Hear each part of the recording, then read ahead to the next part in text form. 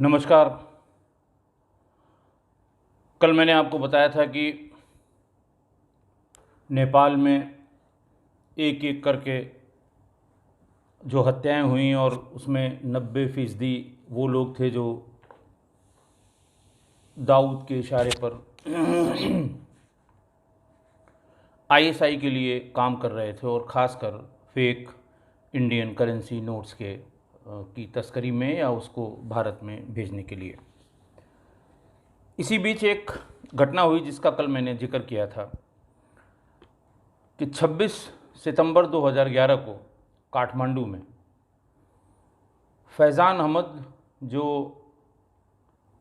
दोपहर की अपनी नमाज़ पढ़ के मस्जिद से ठीक काठमांडू के घंटाघर चौक में बाहर निकले और जैसे ही वो त्रिचंद कॉलेज के ठीक बगल वाली रोड पर पहुँचे हैं, दो अपराधी एक मोटरसाइकिल पर, बल्कि पैदल ही, पानी सवेरे से बहुत बरस रहा था 26 सितंबर 2011 को, वो दोनों रेनकोट पहने हुए थे। नज़दीक पहुँचे फैज़ान अहमद के और उनमें से एक ने पिस्टल निकाली और सिर, गले, कंधे और सीने पर एक के बाद एक ताबड़तोड़ गोलियां फैज़ान अहमद को मार दी। फैज़ान अहमद बहुत इम्पॉर्टेंट आदमी इसलिए था क्योंकि वो इस्लामिक संघ ऑफ नेपाल का जनरल सेक्रेटरी था उस समय। शुरुआत की पढ़ाई उसने, जो अपना ग्रेजुएशन था, वो पाकिस्तान से किया था और उसके बाद अलीगढ़ मुस्लिम यूनिवर्सिटीज़ में मुस्लिम स्टडीज़ में उसने आगे की जो उच्च शिक्षा है वो ग्रहण की थी। रहने वाला नेपाल का था और नेपाल में जाके उसने अपना कुछ काम शुरू किया और धीरे धीरे वो वहाँ पर इस्लामिक संघ ऑफ नेपाल का बड़ा नेता हो गया। बीर हॉस्पिटल पास में था, वहाँ ले जाया गया और वहाँ ले जाने के थोड़ी देर बाद ही फैज़ान अहमद ने दम तोड़ दिया। रानी पोखरी का मेट्रोपॉलिटन मजिस्ट्रेट का जो ऑफिस है उससे 5 से 10 कदम की दूरी पर ही ये हत्या हुई थी। इस हत्या को लेकर बहुत बवंडर हुआ, तमाम पॉलिटिकल दिक्कतें हुई और ये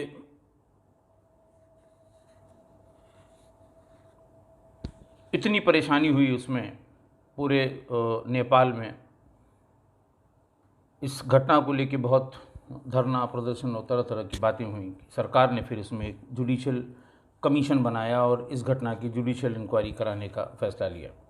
नेपाल की सर्वोच्च न्यायालय के न्यायाधीश न्यायमूर्ति श्री राजेंद्र भंडारी को इस कमीशन का अध्यक्ष बनाया गया। जुडिशियल कमीशन ने अपनी इंक्वायरी शुरू की और लगभग 2 साल तक ये इंक्वायरी चलती रही। इसी बीच में एक और बड़ी हत्या हो गई थी 12 ज़िले में। इलेक्शन 2013 में जो डिक्लेयर हुए थे उसमें CPN UML के एक कैंडिडेट जिनका नाम मोहम्मद आलम था, उनकी हत्या हो गई थी। इस हत्या में भी बहुत बवाल हुआ और उनको एयरलिफ्ट करके काठमांडू हॉस्पिटल में भर्ती कराया गया, लेकिन 2-3 दिन के इलाज के बाद उनकी भी मृत्यु हो गई।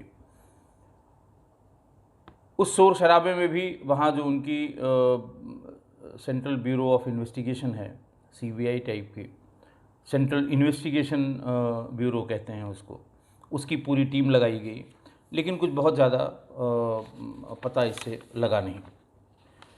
इसी बीच में एक घटना और हुई जो मैंने कल आपको बताया था। आफ्ताब अंसारी की हत्या हुई। आफ्ताब अंसारी की हत्या 1 जनवरी 2014 को हुई। उसके बारे में ये भी बताया था कि आफ्ताब अंसारी 12 में जहाँ पनवारी का जहाँ का रहने वाला था, वहाँ ये अपने एक न्यूली कंस्ट्रक्टेड मकान को देखने जा रहा था और 2 लोगों ने मोटरसाइकिल पर आकर उस पर ताबड़तोड़ गोलियां बरसाईं और जिसके बाद उसकी मृत्यु हो गई। लेकिन इसी बीच में वहाँ पब्लिक ने उन दोनों को घेर लिया, पुलिस भी आ गई।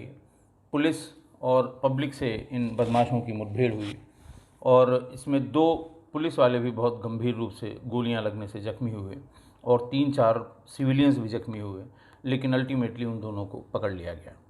उन दोनों से जब बहुत डिटेल में बातचीत हुई और इंट्रोगेशन हुआ, तब ये पता लगा कि यही लोग हैं जो 26 सितंबर 2011 को फैज़ान अहमद, जो इस्लामिक संघ ऑफ नेपाल के जनरल सेक्रेटरी थे, काठमांडू में घंटाघर में इन्हीं लोगों ने उनकी हत्या की थी।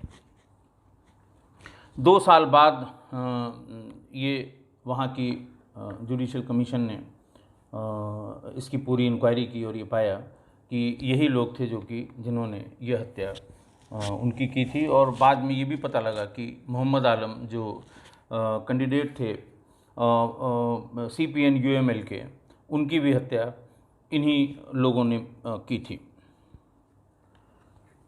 दोनों को उस समय जेल भेज दिया गया था। बहुत ज़्यादा उस समय घायल थे। जब वो ठीक हुए, उनसे डिटेल इंटरोगेशन हुई और जो एजेंसीज़ हैं वहाँ पर इन्वेस्टिगेशन की, उन्होंने ये पाया कि ये वही लोग हैं जो कि पिछली 2 हत्याओं में, यानी 2011 26 सितंबर की जो हत्या हुई थी फैज़ान अहमद की, और दूसरी मोहम्मद आलम की जो हत्या हुई थी, पॉलिटिकल हत्या उस समय उसे कहा गया था, उन दोनों में ये दोनों ही इन दोनों घटनाओं में भी इन्हीं लोगों ने गोली चलाई थी। जो पकड़ा गया आदमी था उनमें से एक था विपिन यादव उर्फ मोहम्मद फ़हद, जिसने दरअसल वो यही रेनकोट पहने हुए था और जिसने फैज़ान अहमद को गोली मारी थी। 2011 में फ़हद ये सनौली सीमा से नेपाल में घुसा था। 2 महीने के बातचीत के बाद उसको सुपारी दी गई आफ्ताब की, जो 2014 में आफ्ताब अंसारी की जो हत्या हुई थी उसकी भी सुपारी दी गई थी। और ये जो इस्लामिक संघ नेपाल के जो जनरल सेक्रेटरी थे, इसके बारे में भी बताया गया था। इन्वेस्टिगेशन एजेंसीज़ ने जो इसका स्टेटमेंट रिकॉर्ड किया, उसके हवाले से जुडिशल कमीशन की रिपोर्ट में ये बताया गया है कि फ़हद ने ये बताया कि उसे बबलू श्रीवास्तव ने इसको फैज़ान अहमद को मारने के लिए पैसे दिए थे। उसके साथ जो दूसरा आदमी उसमें शामिल था, उसका नाम अकरम था, ये अलीगढ़ से था।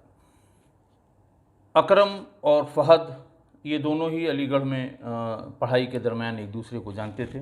उसके बाद ये दोनों ही दिल्ली किसी कारोबार के सिलसिले में गए, जहाँ पर ये एक दूसरे को अच्छी तरह से जानने लगे।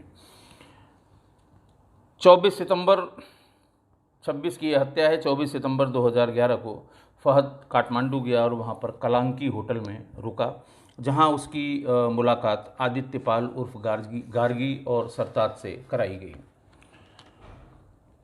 वहाँ अकरम ने फ़हद को 18,000 रुपये दिए। ये उस स्टेटमेंट का जिक्र मैं कर रहा हूँ जो कि फ़हद ने इन्वेस्टिगेटिंग एजेंसीज़ और जो जुडिशल कमीशन बनी थी उसके सामने रिकॉर्ड कराया था।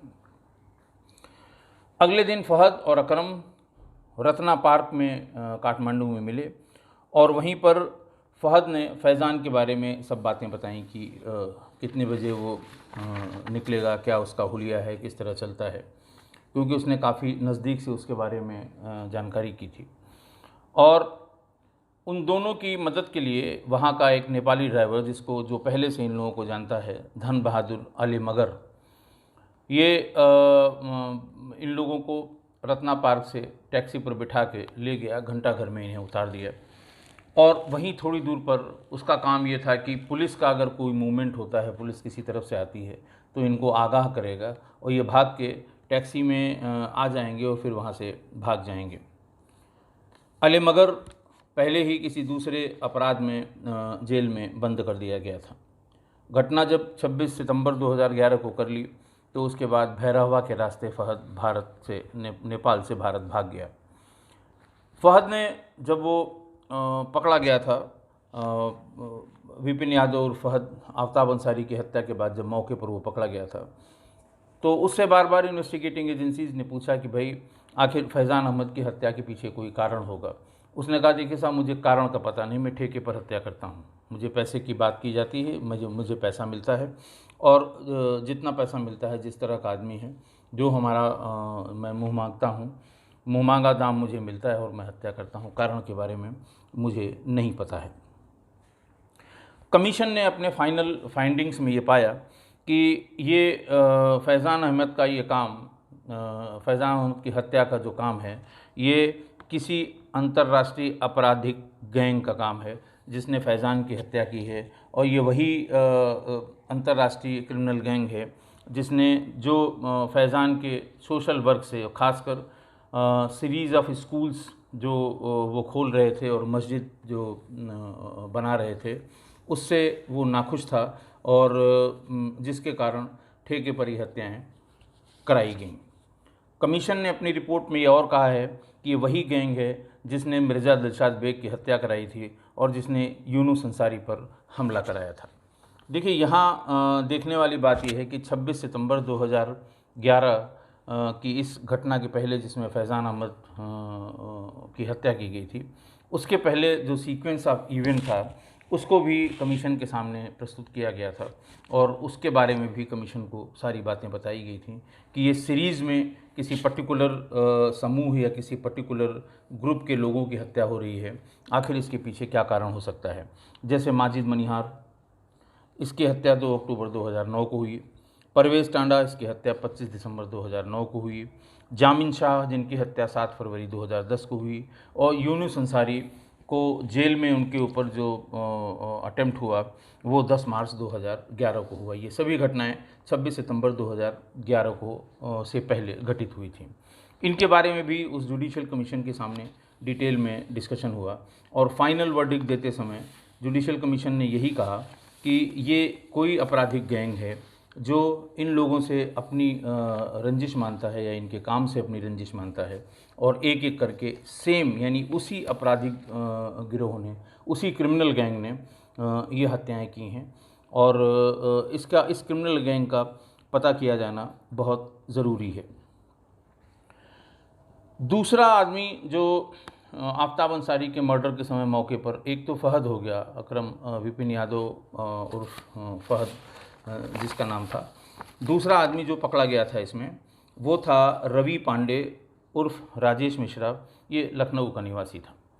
पकड़े जाने पर इसने पहले की 4 हत्याओं के बारे में बताया, जिसमें मोहम्मद आलम जो CPN UML के कैंडिडेट डिक्लेयर किए जाने के नवंबर में जो जनरल इलेक्शंस थे नेपाल में, उसके ठीक पहले जब इस मोहम्मद आलम का टिकट फाइनल हो गया, डिक्लेयर कर दिया गया, उसके अगले दिन ही इनकी हत्या हुई थी।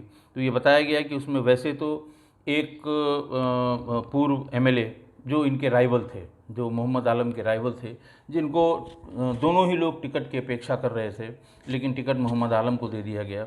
उनका नाम था रामचंद्र पयासी कुशवाहा। इनकी अरेस्ट हुई थी और 2 और लोगों की अरेस्ट की गई थी। एक अतीक खान जो अलीगढ़ का रहने वाला था, दूसरा राजीव श्रीवास्तव वर्मा, ये पत्रकार था और बॉर्डर पर रक्सौल का रहने वाला था। 3 लोगों की अरेस्ट पहले ही पुलिस वहाँ कर चुकी थी और ये बताया गया कि ठीक है, इनकी अरेस्ट ज़रूर की गई, लेकिन इन लोगों ने किराए पर हत्या करने के लिए जो गैंगस्टर्स हैं उनको किराए पर लिया था और गोली मारने वाला रवि पांडे ही था जिसने उनको गोली मारी थी। देखिए, ये बहुत बड़ा रिविलेशन था उस जुडिशियल कमीशन का जिसने फैज़ान अहमद की हत्या के बाद जो नेपाल गवर्नमेंट ने बनाया था। एक एक करके सभी केसेस के बारे में जब बात हुई, आपको ध्यान हो कि जो आदमी पकड़ा गया था यूनुस अंसारी के ऊपर जेल के भीतर हमला करने में, वो भी उत्तर प्रदेश का ही और लखनऊ का रहने वाला था। इसके अलावा जो जामिन शाह की हत्या में जो व्यक्ति पकड़ा गया था वो भी लखनऊ का रहने वाला था और उस पर भी जामिन शाह की हत्या में षड्यंत्र करने का आरोप लगा था। एक एक करके जिस तरह से इधर भारत के ये लोग जो कहीं न कहीं किसी गैंग विशेष से जुड़े हुए थे, उनके नाम जब सामने आए तो फाइनल अपने ऑब्जर्वेशन में जुडिशियल कमीशन ने यही ऑब्जर्व किया कि कोई एक आपराधिक गैंग, बड़ा आपराधिक गैंग, वो इन लोगों को एक एक करके इनकी हत्याएं इन्होंने की हैं। उसी बात यानी आफ्ताब अंसारी की हत्या के बाद ही ये क्लियर हो पाया, जो मैं आपको बराबर कह रहा था कि कोई जो इन लोगों की हत्या करने वाला, हालांकि वो सब ऐसे लोग थे जो FICN में डील कर रहे थे, जो दाऊद इब्राहिम के गैंग से रिलेटेड थे, जो ISI के ऑपरेटिव थे। लेकिन ये जो आपस का झगड़ा था इन लोगों का, दाऊद का और बबलू श्रीवास्तव का और छोटा राजन का, इसमें एक दूसरे के लोगों को हटाने के लिए अपनी जगह से एक दूसरे के लोगों की हत्या करने के लिए ये बिल्कुल कटिबद्ध थे ये गैंग, और शायद इसीलिए एक एक करके ये हत्याएं की गई थी। जब ये मोहम्मद आलम की जब हत्या की गई, ये भी बड़ी हत्या थी, इनको भी एयरलिफ्ट करके ले जाया गया था। आफ्ताब अंसारी की भी बड़ी हत्या थी, इनको भी एयरलिफ्ट करके ले जाया गया था काठमांडू, जहां इनकी मृत्यु हो गई। और लेकिन जो फैज़ान अहमद थे, फैज़ान अहमद चूँकि ठीक बगल में ही बड़ा हॉस्पिटल था और काठमांडू में ही इनकी हत्या हुई थी, और हॉस्पिटल पहुंचने पे ही ये बताया जाता है कि उसी समय इनकी मृत्यु हो गई थी। ये इस घटना के बारे में जब ये दोनों पकड़े गए, मोहम्मद आलम की जो पॉलिटिकल हत्या जिसके जो कही जाती है, वहाँ पर टिकट मिलने के 2 दिन के भीतर जो हत्या हो गई थी, उसमें जो लोग पकड़े गए थे अतीक खान और राजू श्रीवास्तव वर्मा, जो एक तो रक्सौल का रहने वाला था, दूसरा अलीगढ़ का रहने वाला था।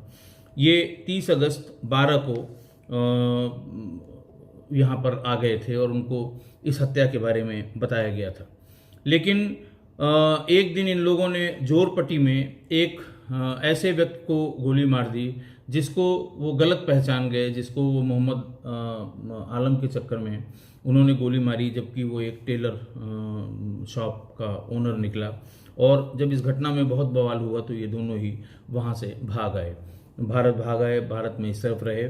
और जब 2 अक्टूबर को अतीक खान ने ये इनको कन्फर्म किया कि फिर से मोहम्मद आलम को 12 ज़िले में आसपास घूमते हुए देखा गया है, तो ये फिर 3 तारीख को वहाँ पहुँच गए और 4 अक्टूबर 2013 को उनको कई गोलियां मार दी गई जब वो एयरलिफ्ट करके ले जाए गए थे और अस्पताल में उनकी मृत्यु हो गई थी।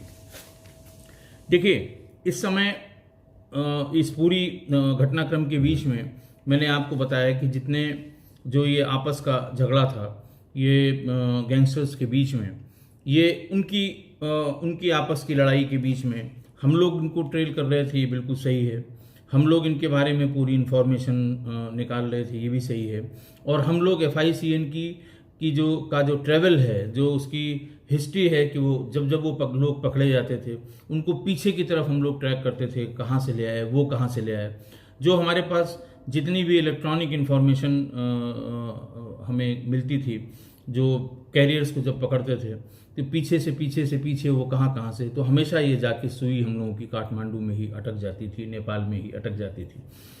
कल किसी ने ये भी कहा कि साहब जब ये बदमाश लोग ही, जब ये गैंगस्टर ही सब काम कर दे रहे हैं, तो ये फिर पुलिस के अधिकारी और कर्मचारी जो इतना ऐशो आराम और इतनी तनख्वाह ले रहे हैं, इनका क्या मतलब है। देखिए, आप समझिए, हम किसी भी देश की सोवरेनिटी के विरुद्ध होगा अगर कोई वहाँ पर जाकर इस तरह का कोई काम करता है। हम ऑफिशियल रिक्वेस्ट किसी भी देश से कर सकते हैं, जो समय समय पर इस तरह की रिक्वेस्ट नेपाल गवर्नमेंट से भारतीय सरकार ने जरूर की होगी, ऐसा मेरा मानना है। लेकिन हम वहाँ जाके इस ऑपरेशन को, या कोई दूसरा हमारे यहाँ आके, सपोज करिए किसी दूसरे देश की पुलिस अपने किसी आदमी को ढूंढते हुए आ जाए, और क्या ऐसा संभव है कि भारत में वो उसकी हत्या कर दे? ये बिल्कुल संभव नहीं है, कतई संभव नहीं है। ठीक है, वो काम जो कुछ भी हुआ वो उसमें हम लोगों का, जैसे जिसको हम ढूंढ रहे थे, जिसको हम टारगेट कर रहे थे, वो अल्टीमेटली वहाँ की आपस की राइवलरी में, उनकी आपस की राइवलरी में मारा गया। लेकिन उसके लिए ये नहीं कहा जा सकता कि आप आखिर क्या कर रहे थे दूसरे ने वहाँ के लिए हम जिम्मेदार नहीं थे। वो उनकी आपस का गैंग वार था, उसमें वो मारे गए। यहाँ पर इनसे संबंधित जितने लोग थे, इस बीच में करीब 100 लोग जो FICN से रिलेटेड थे, उनकी गिरफ्तारी हुई थी उत्तर प्रदेश में। उत्तर प्रदेश में, दिल्ली में, मध्य प्रदेश में बड़ी बड़ी गिरफ्तारियां उस समय हम लोगों ने की थी। तो अब ये लगभग पूरा सर्किल जो FICN का था वो टूट चुका था, ख़त्म हो चुका था। और इन सब हत्याओं के पीछे जो बार बार कयास लगाए जा रहे थे, उसमें वहाँ पर नेपाल की सरकार ने जो जुडिशियल कमीशन बनाया था, उसके सामने भी जब सारी बातें रखी गई, वो तरह तरह की जो शंकाएं लोग व्यक्त कर रहे थे, जिसको लेके नेपाल में बहुत बार धरना प्रदर्शन हुआ था, सारी शंकाओं को निर्मूल कर दिया वहाँ के जुडिशियल कमीशन ने। और ये बता दिया कि ये एक किसी आपराधिक गिरोह का काम है, जिनकी इनसे अदावट है, इनके कुछ काम को लेके वो बहुत नाखुश रहते हैं, और इसीलिए बार बार सीरीज़ में 2 साल के भीतर कम से कम 6 बड़े इस तरह के ऑपरेटिव्स की वहाँ पर हत्या की गई थी। आज बस इतना ही। अब थोड़ा बहुत ही ATS में बचा होगा। काफ़ी डिटेल में हमने आपको ATS में जो काम ATS ने उस समय किया था, जिस समय में मैं वहाँ पे था, जो हमारी टीम ने किया था, उन सब के बारे में आपको डिटेल में बता दिया। अब शायद थोड़ी बहुत और घटनाएं बची होंगी। उसके बाद फिर वहीं से कुंभ शुरू हुआ 2013 में, और हम एज एडिशनल SP ATS वहाँ पर पूरी टीम लेके कुंभ में एंटी टेरर ऑपरेशन जो थे उसका इंचार्ज बना के भेजा गया। उसी समय हम प्रमोट हो गए, IPS में इंडक्शन हुआ हमारा, और कुंभ ख़त्म हो गया जैसे ही, उसके तुरंत बाद मेरी पोस्टिंग, पहली पोस्टिंग एज IPS ऑफिसर, मेरी पोस्टिंग SP रायबरेली के रूप में हुई। और मैंने वहाँ से अपनी पहली पोस्टिंग के बाद अपना काम शुरू किया। एक चीज़ और, आज 2 अक्टूबर है, गांधी जयंती है। मैं आज के दिन राष्ट्रपिता महात्मा गांधी को नमन करता हूँ। और मैं हर वर्ष मैं चरखा, मेरे पास एक बुक चरखा होता है, जिस चरखे को मैं बहुत सालों से, पिछले 25-30 सालों से उसमें कताई करता रहता हूँ। क्योंकि मेरे एक पारिवारिक मित्र थे, मेरे पिताजी के मित्र थे, बहुत बड़े गांधीवादी थे, और आज़ादी के पहले के फिजिक्स के MSc के इलाहाबाद यूनिवर्सिटी के टॉपर थे। लेकिन वो किसी तरह से स्वतंत्रता आंदोलन में गए, स्वतंत्रता सेनानी भी थे। और उत्तर प्रदेश में भूदान यज्ञ जब उनका विनोबा भावे का शुरू हुआ तो उसमें पार्टिसिपेट किया। उन्होंने पूरी उम्र भर अपना काता हुआ सूत ही उसके बदले में कपड़ा लेके वही पहना। मैं अपने MSc के जब मैंने BSc करके MSc करना शुरू किया तो वो अकेले वहीं पास में इलाहाबाद में हमारे घर के पास ही वो रहते थे। उनके दोनों बेटे नौकरी के सिलसिले में बाहर चले गए तो मैं उनके यहाँ रहता था। उन्होंने ही मुझे ये चरखा काटना सिखाया और उसके पीछे की सारी फिलॉसफी बताई। तो आज मैं हर साल जहाँ भी तैनात रहता हूँ वो चरखा लेके गांधी आश्रम जाता हूँ और गांधी आश्रम में उस चरखे से थोड़ी देर के लिए ज़रूर सूत निकालता हूँ। तो मैं उसका भी एक वीडियो इसके तुरंत बाद डाल दूँगा ताकि आज के दिन हम अपने आज़ादी के नायक महात्मा गांधी को, उनको सच्ची श्रद्धा से हम याद कर सकें और उनको नमन कर सकें। बहुत बहुत धन्यवाद।